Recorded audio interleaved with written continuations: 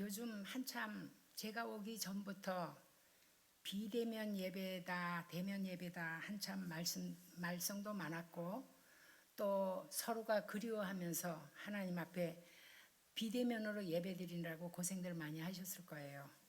근데 어쨌건 소수가 모였어도 이렇게 대면 예배를 한다는 자체가 일단은 참 감사하고요.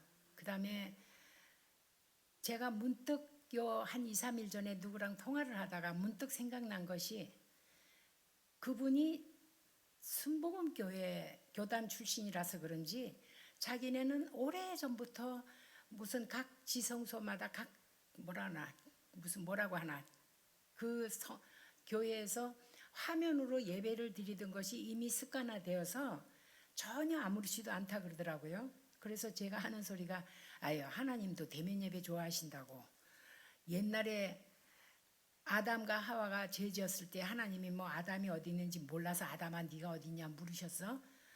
다 아시지만은 얼굴 보고 싶어서 물은 거지. 제가 이제 그렇게 말을 하고 그냥 지나가는 소리로 했는데 가만 생각하니까 정말 주님께서 늘 우리를 누가 하나님을 향하여 정말 예배를 하는가, 누가 하나님께 순종하는가, 하나님이 정말 하나님을 기쁘시게 순종하는 사람들을 찾는다라는 것을 제가 성경에서 알고 있습니다. 그런데 이 이사야서 읽기는 18절부터 읽었지만 그 앞에 보게 되면은 다 안 읽어도 1절과 2절을 보면은 여호와께서 가라사대 화 있을진저 패역한 자식들이여 그들이 계교를 베푸나 나로 말미암아 하지 아니하며 맹약을 맺으나 나의 신으로 말미암아 하지 아니하였음이로라.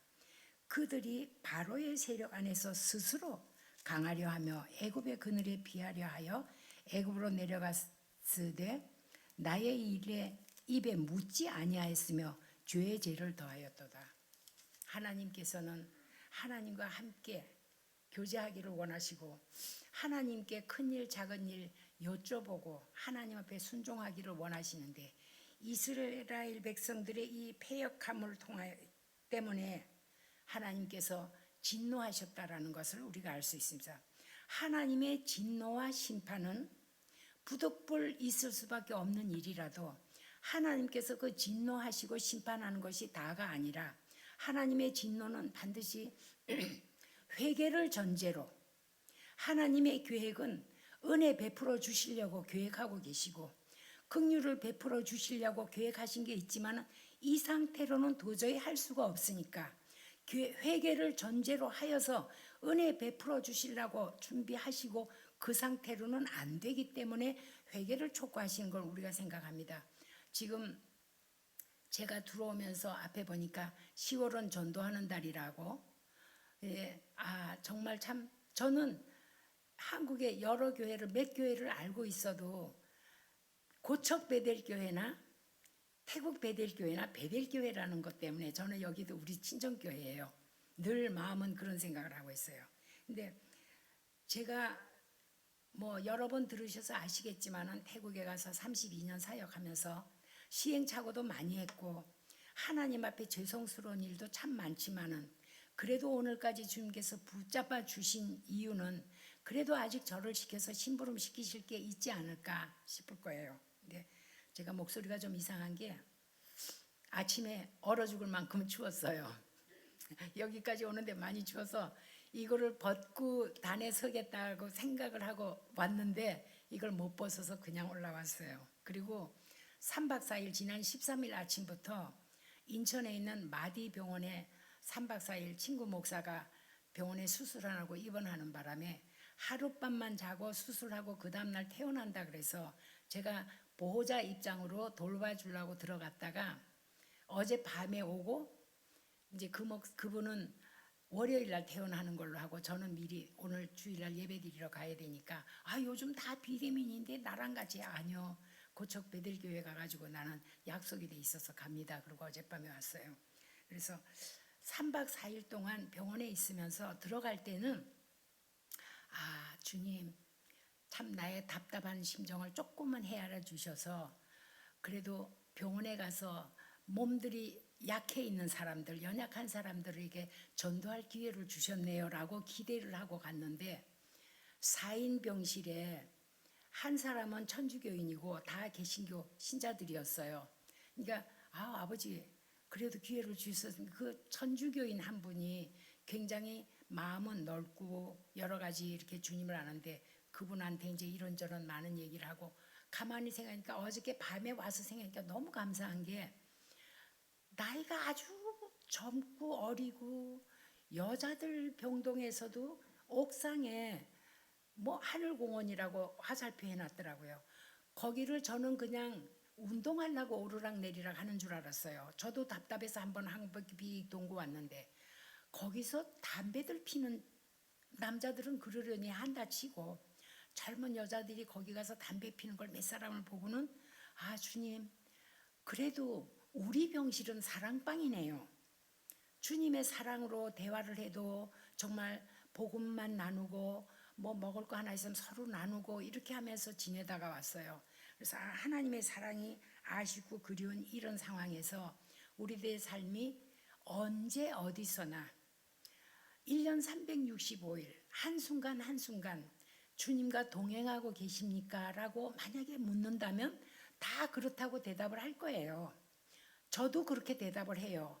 그런데 저는 아침에 하나님 앞에 기도할 때 오늘 하루도 주님 동행해 주실 것 믿고 감사합니다. 오늘 이것도 해야 되는데 주님께서 지혜 주시고 주님 힘 주세요라고 부탁을 했는데 저녁에 보면은 주님 죄송해요. 어디에 잠깐 거기에 딱 집중하다 보니까 잠깐 동안 주님 잊어버렸네요. 내 맘대로 했네요. 여쭤보지 않았네요. 그렇게 지내는 날들이 참 많은 것을 제가 고백할 수밖에 없어요. 근데 18절과 19절 보면은 18절에 그러나 여호와께서 기다리시나니 뭘 기다리시나요? 너희에게 은혜 베풀려 하시며 일어나시리니 이는 너희를 긍휼히 여기려 하심이라. 대저 여호와는 공의의 하나님이시라. 무릇 그를 기다리신 자는 복이 있도다. 저는 이 말씀 뭉클뭉클해요. 왜 하나님이 나 같은 걸 우리 같은 죄인들을 기다려야 될 이유가 뭐예요? 천지 만물을 창조하신 우리들의 왕 중의 왕이요 우리 삶의 우리 생명의 주인이신 분이 그냥 기다려 주시는 게 아니라 기회 주시고 생명 주시고 그 아들 독생자 외아들을 죽이면서까지 우리를 죄에서 건져주신 그분이 지금도 오심하고 약속을 하시고 왜 아직도 오신다고 해놓고 왜 거짓말을 하시냐. 어떤 사람 그럴 수도 있겠죠. 그러나 안 오시는 게 아니라 못 오시는 거예요. 상황이. 야 내가 지금 내려가면 너희들 다 어떡할래. 기다려 주시고 회개하라고 돌이키라고. 그러는데 우리들의 삶이 저는 요즘 다니면서 하나님 앞에 주님 물질 문명은 너무 많이 발달했어요. 정말 편하게 사네요. 근데 사람들 심성이 왜 이래요? 너무 답답하고 때로는 화가 나고 어떤 사람 보면 너무 불쌍하고 그런 삶을 바라보면서 19절 보면은 시온에 거하며 예루살렘에 거하는 백성아 너는 다시 통곡하지 않을 것이라. 그가 너의 부르짖는 소리를 인하여 내게 은혜를 베푸시되 들으실 때에 응답하실 것이다. 우리 하나님 다 아시잖아요.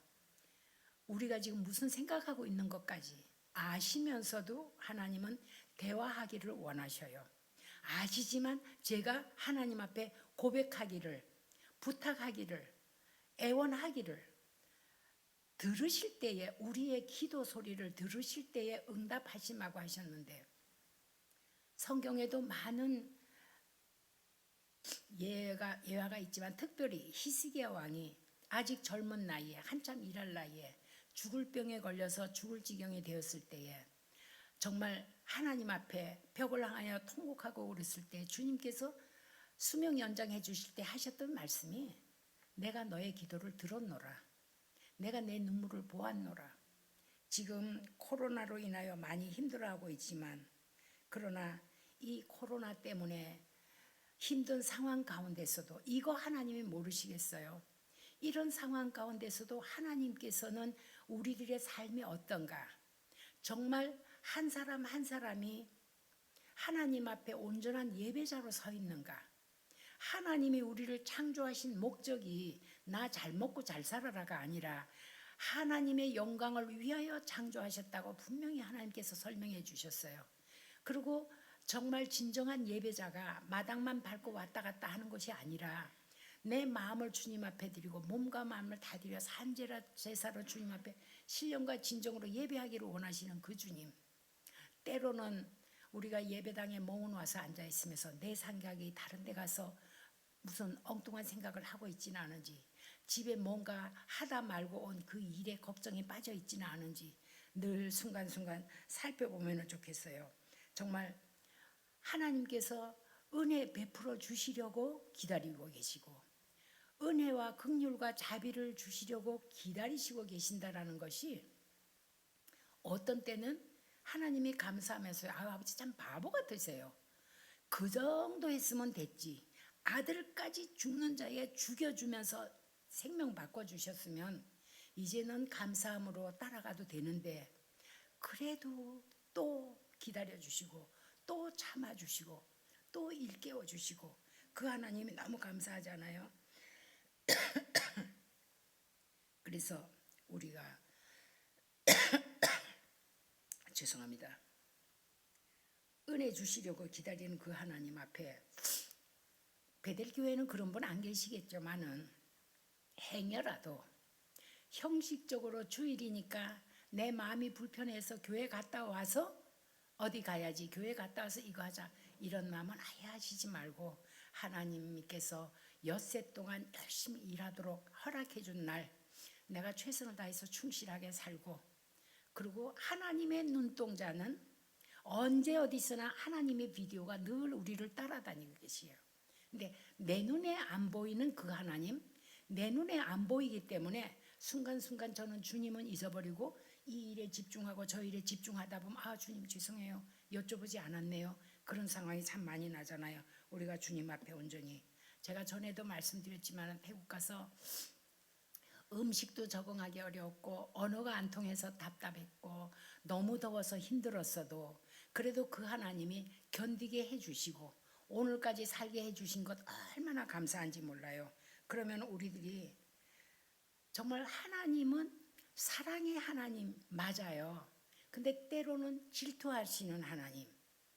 하나님께서 하나님의 영광을 위해서 창조해 주셨고 하나님의 독생자 아들을 죽이는 자리에까지 나와서 기회 주시고 회개한 용서해 주고 구원시켜 주셔서 영생 얻게 하셔서 영원히 주님과 함께 살기로 해 주셨건만도 우리의 마음이 바알에게 뺏기고 물질에 뺏기고 어딘가에 다른 데 있다라면 주님께서 마음이 편안하실 리가 없지요. 20절에서 22절 보면 주께서 너에게 환난의 떡과 고생의 물을 주시나 네 있어요. 고난도 있고 힘든 일도 있어. 그러나 내 스승은 다시 숨기지 아니하시리니 내 눈이 내 스승을 볼 것이다. 우리 제일 첫 번째 스승은 부모님이겠죠. 나에게 부모님도 학교의 선생님도 그리고 또 우리 주변에 많은 선후배들 특별히 교회의 목사님과 교회 지도자분들이 다 우리들의 스승인데 어쨌건 인간은 완전하지는 못하잖아요.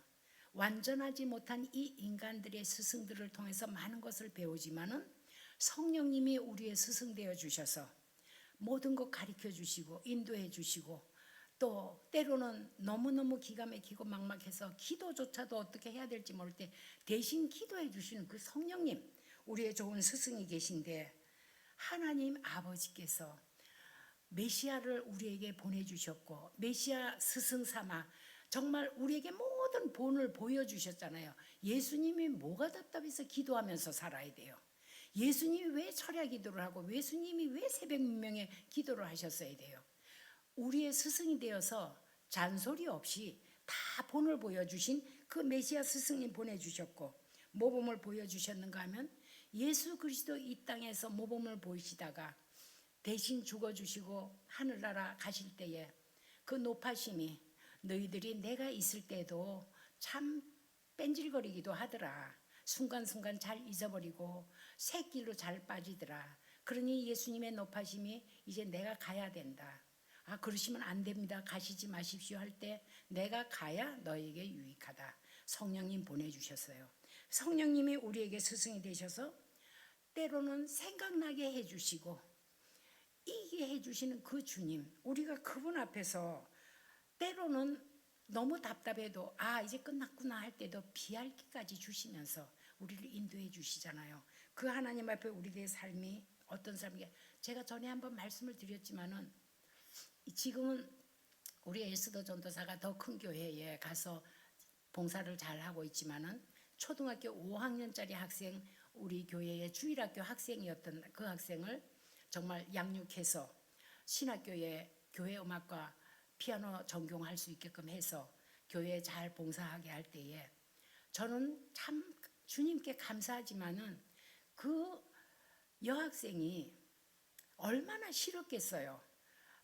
부끄럽기도 하고 찬양하라 내 영혼아 겨우 그거 한 곡 띵똥띵똥 그거 한 곡, 곡이라고는 그거 한 곡밖에 칠 줄 모르는데 저기 동순교회 자매들 세 자매들 한 달 동안 와서 봉사해주고 가르쳐주고 비행기 타고 보내놓은 다음에 첫 번째 맞는 주일날 그 키보드 앞에 너 여기 앉아, 여긴 네 자리니까 네 자리 지켜, 그 곡 한 곡만 묵도성으로 찬양을 하고 나면은 그 다음에는 그냥 거기 앉아 있기가, 물론 우리 성도들은 다 한 식구 같으지만은 그래도 참 그 느낌이 많이 민망했을 건데도 그거를 지켜내고 이겨낸 인내심이 저는 생각할수록 감사한 거예요. 오늘은 정말 하나님 앞에 크게 봉사를 하고 있으니까 감사한데, 이것들이 동순교회 세 자매가 올해 올여름 방학 여름 방학을 주님께 드리겠습니다.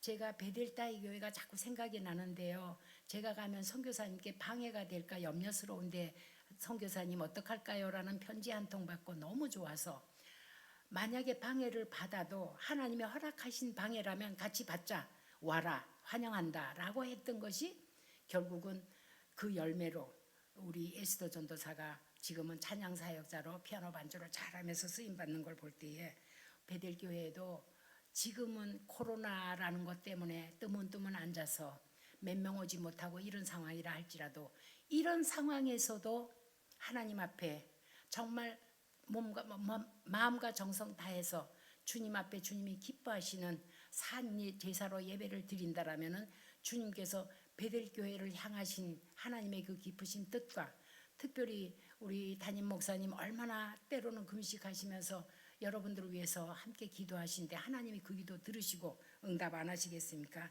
23절로 26절 보게 되면은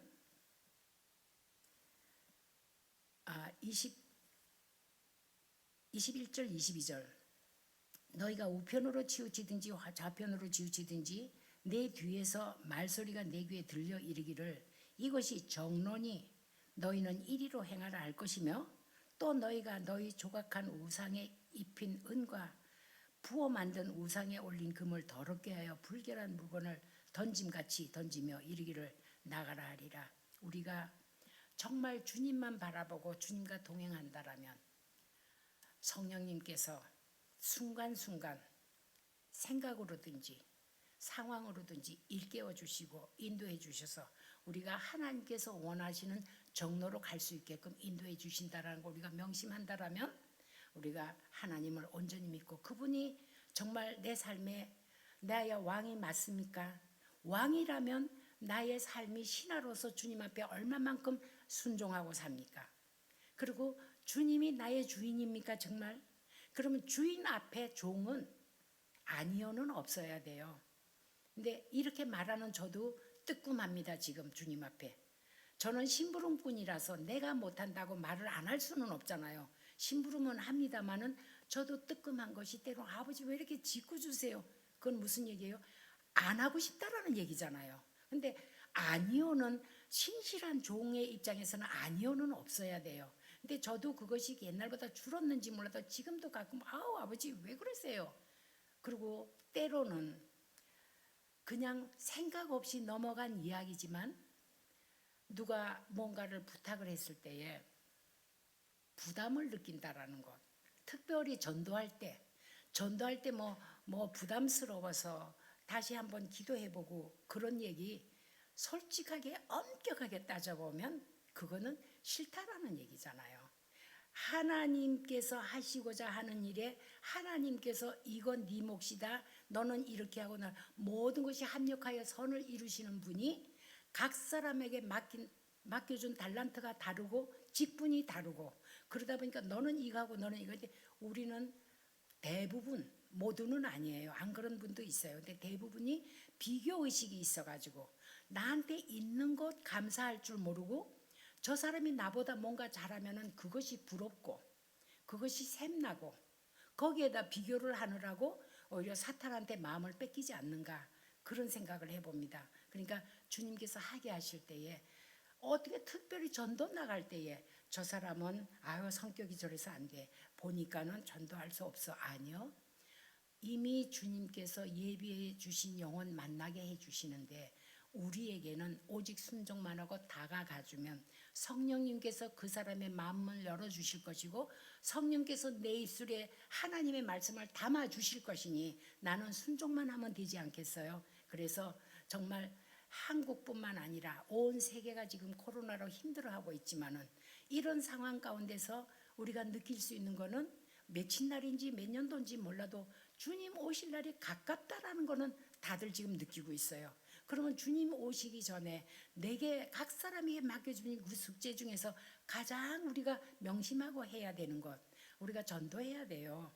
내 가족 중에도 아직 구원이 필요한 사람이 있을 것이고 내 일가 친척 중에 내 친구들 중에 주님은 그 사람들 때문에 지금 기다리신다는 사실 주님이 나 잘 먹고 잘 살아라는 것이 아니라 날 통해서 가서 저 사람 데려오라는 거 근데 그가 구원을 받지 못했을 때에 주님께서는 그는 믿지 않았으므로 당연히 멸망당하지만은 왜 그에게 가서 전하지 않았느냐고 피값은 그의 피값을 내게 물으시겠다고 하셨잖아요. 그러니까 우리가 정말 10월 달에는 전도하는 달이다. 10월 며칠 안 남았어요. 저도 이제 29일 날은 갑니다. 혹시 격리가 호텔 격리가 7일 동안이 무격리로 변화된다면 제가 11월 3일쯤으로 날짜를 바꿔보려고 지금 생각 중인데 소망이 없을 것 같아서 거기다 큰 기대 안 가지고 며칠 남은 시간 눈치 보다가 29일 날 그냥 비행기 타려고 하는 거예요. 우리들의 삶이 한순간 한순간 나죠. 누구든지 어린아이들은 내가 좋으면 돼요. 나 싫으면 안 한다고 그러고 뭐든지 나 좋은 대로고 부모들이 그거 다 들어줘요. 근데 그게 한동안이지 계속 그러지 않잖아요. 요게 그냥 오냐 오냐 했더니 계속해서 이러잖아요. 이제 조금 커지면 안 그러잖아요. 하나님 앞에서 우리의 삶이 평생 어린 양만 하고 지낼 수는 없잖아요. 특별히 베들교회 정말 열심히 전도하려고 애쓰고 노력하는 거 하나님이 모르시겠어요? 그러나 한마음 되어서 최소한 어느 한 사람 전도할 사람이 있으면 그를 위해서 기도하다가 두세 명이 집중적으로 만나서 그냥 내가 너보고 강요하는 게 아니라 내가 만난 그 예수님 내 삶의 주인 되시는 예수님 나를 이렇게 행복하고 기쁘게 살게 해주시는 그분을 내가 당신한테 소개만 합니다. 예수를 소개만 해주시면 그 이후 뒤처리는 성령님께서 다 해주실 거예요. 그리고 저 어떤 상황 가운데서라도 요번에 병원에서도 그래요. 그 캐톨릭 신자한테 제가 이제 주로 말을 많이 붙이고 정말 우리가 하나님 앞에서 어떻게 살아야 되는가 그리고 그냥 비슷한 거는 정확한 게 아닙니다. 확실해야 되고 하나님이 요거다 하는 거라야 됩니다. 라고 얘기를 하면서 제가 우리 그 캐톨릭 분한테 이런 얘기를 했어요. 내가 오늘 병원에 와서 보니까 나 참 웃기는 사람이라고. 병원에 들어오기 전에는 내 맘대로 안 가고 싶으면 안 가고 수술을 하든 시술을 하든 뭐 약을 좀 먹든 내 맘대로지만 일단 병원에 와서 등록을 하고 나면 환자 신분의 의사 말을 잔들어야 되지 않냐고. 근데 왜 이렇게 고집들을 부려요. 그냥 주사 맞으라면 맞아요. 들어오기 전하고 지금은 다른 거예요. 그러면서 제 얘기를 했어요. 내가 며칠 전에 저기 치과에를 가서 여기 이빨이 하나 빠져갖고 왔다가 지금 이빨 하나 해놓거든요. 바나나 씨 때문에 이게 부러졌어요. 치과에 가서 제가 예수님한테 얼마나 회개를 했는지 아냐고, 그러니까 치과에서 왜 회개를 해요? 그러더라고요. 입을 벌리고 있으니까는 하세요 그러면 하고 있고, 다무세요 그러면 다물고 가만히 있고, 꼭 깨무세요 하면 꼭 깨물고 있고, 어떤 때는 의사나 간호사가 하세요 해놓고 자기네는 어디 갔어요. 근데 저 눈 감고 있으니까 안 보이잖아요. 그러면 입이 아프도록 이러고 있다가 이상해서 보면 아무도 없는 것 같아. 조금 참으면 다시 와서 하라래. 제가요, 의사나 간호사가 하는 말을 그렇게 100%잘 듣는 저를 보면서 어머 주님 죄송해요. 제가 언제 주님 말을 이렇게 100%잘 들었던가요?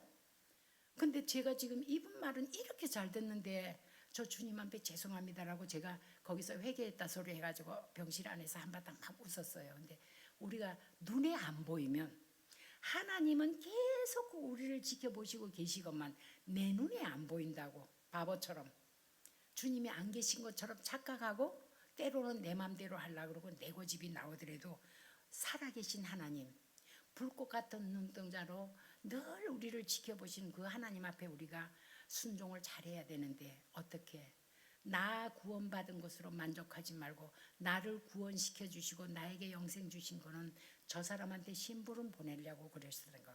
심부름 잘하면 은혜 베풀어 주시고 긍휼과 자비를 주시려고 하나님이 계획 다 하시고 지금 부어주려고 애쓰고 기다리고 계시는데 못 받는 거예요? 안 받는 거예요? 내가 안 해서 들으시고 응답하신다 그랬잖아요. 그러니까 우리가 순종해야 되겠어. 23절로 26절 우리 다 같이 함께 볼까요? 23절로 26절이요.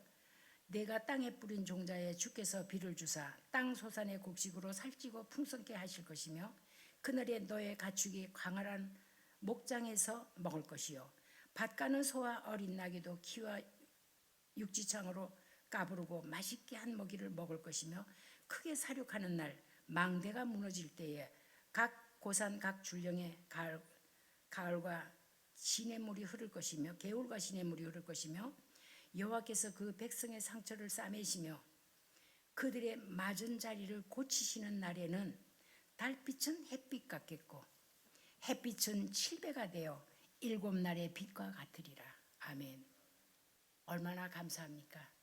하나님께서 기다리시고 계시는 그 이유가 우리들의 삶 가운데 아픈 상처 주님께서 다 싸매주시고 지난날의 배고픔 다 면하게 해주시고 모든 것들이 풍성하게 해주시고 그리고 하나님께서는 달빛을 햇빛같이 달빛도 밝잖아요. 햇빛같이 그리고 그 햇빛을 7배나 완전하게 우리를 빛 가운데 주님과 영원히 살게 해주신다는 그 하나님의 약속을 생각할 때에 우리들이 제가 전에 한번 말씀드렸던지 모르겠는데 우리 교회 처음에 가서 돗자리 깔고 요만한 선풍기 하나 놓고 교회를 개척을 했으니 참 정말 상상을 해봐도 말씀이 아니죠.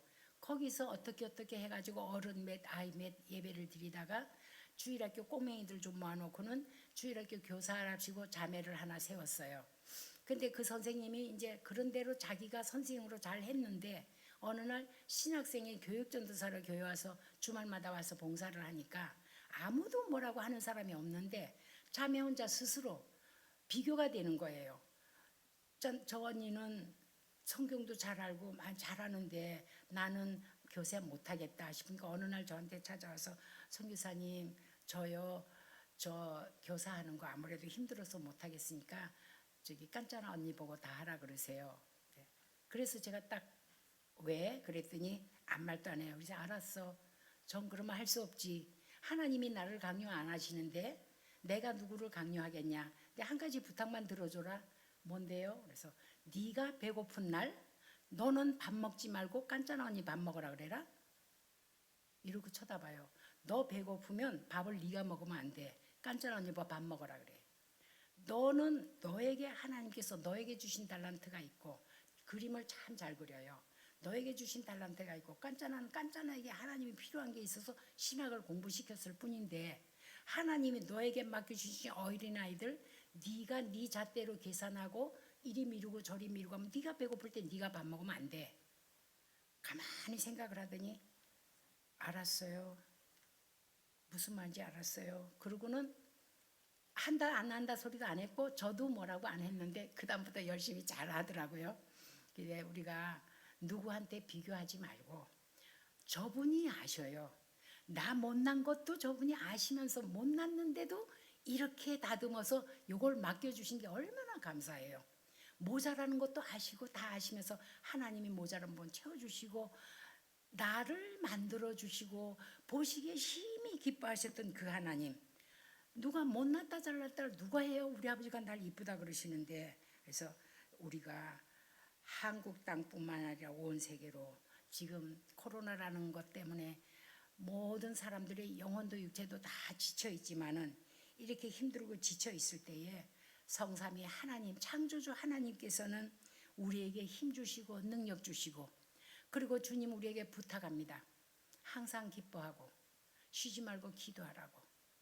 그리고 주님께서 늘 우리가 항상 기뻐하고 늘 감사하면서 기도하면서 산다라면은 그게 참 아무것도 아닌 것 같은데, 감사가 감사를 낳고 사람들끼리 모여서 감사한 거 간증을 하다 보면은 거기에서 큰 역사가 일어날 것이고, 정말 주님 만나서 주님 앞에 이 감사를 통해서 무언가를 부탁할 때 하나님께서 더 큰 기적의 역사를 나타내신다라는 것을 삶 가운데서 아마도 경험하셨으리라고 믿습니다. 그래서 하나님께서 정확한 거는 우리에게 은혜 베풀어 주시려고, 자비와 긍휼을 주시려고, 지금 고난도 주시고 힘든 어려움도 하나님께서 주시지만은 이것이 다라면은 억울한데 이거를 통과하라고 하나님께서 주시겠다고 하는 그 큰 보따리 우리가 받으시려면은 정말 우리가 목사님을 위시해서 열심히 전도하고 열심히 기도하고 찬양, 저는 찬양하면서 참 은혜를 많이 받았어요. 베들교회 찬양이 사람 숫자가 많아서가 아니라 참 찬양이 은혜스러워요. 찬양은 정말 곡조, 악보 없는 기도라고 하죠. 우리가 찬양과 기도와 열심히 나가서 전도하고 누군가 한 사람 태신자 보이면 열심히 기도해서 그 사람 주님 앞으로 무릎 꿇게 해서 우리들의 삶이, 저 사람이 뭐라는 게 중요한 게 아니에요. 하나님이 웃으시면 되잖아요. 하나님이 반겨주시면 되잖아요. 한 영혼, 죽어가는 영혼 주님 앞에 인도했을 때 주님께서 기뻐하시는 거, 제자들이 70명을 2명씩 짝지어 내보냈을 때 신나게 갔다 와가고 주님 귀신도 쫓겨납니다, 무슨 일도 났을 때 병자가 나았습니다 하는데 주님께서는 내 이름이 하늘나라 생명책에 기록된 것으로 인해서 기뻐하라 그랬잖아요. 우리들이 늘 우리의 시각이 하나님께서 어떻게 생각하실 것인가. 저 사람이 뭐라는 거는 괜찮아요. 실수할 수 있어요. 실패, 저도 참 시행착오 많이 했고요. 이제 앞으로 가도 주님 오신 날까지 넘어지고 엎어지고 계속 할 거예요. 근데 단 실수하고 실패하고 넘어지는 거는 문제가 아니에요. 성령님이 또 일으켜 주실 거니까 일으켜 주실 때 일어나요. 그러나 넘어져서 포기하는 거는 그거는 위험해요. 포기하지 말고 우리가 열심히 한 영혼 한 영혼 정말 주님 앞으로 인도하는 일에 우리 모두가 힘을 다해서 주님 앞에 순종하기를 부탁을 드립니다.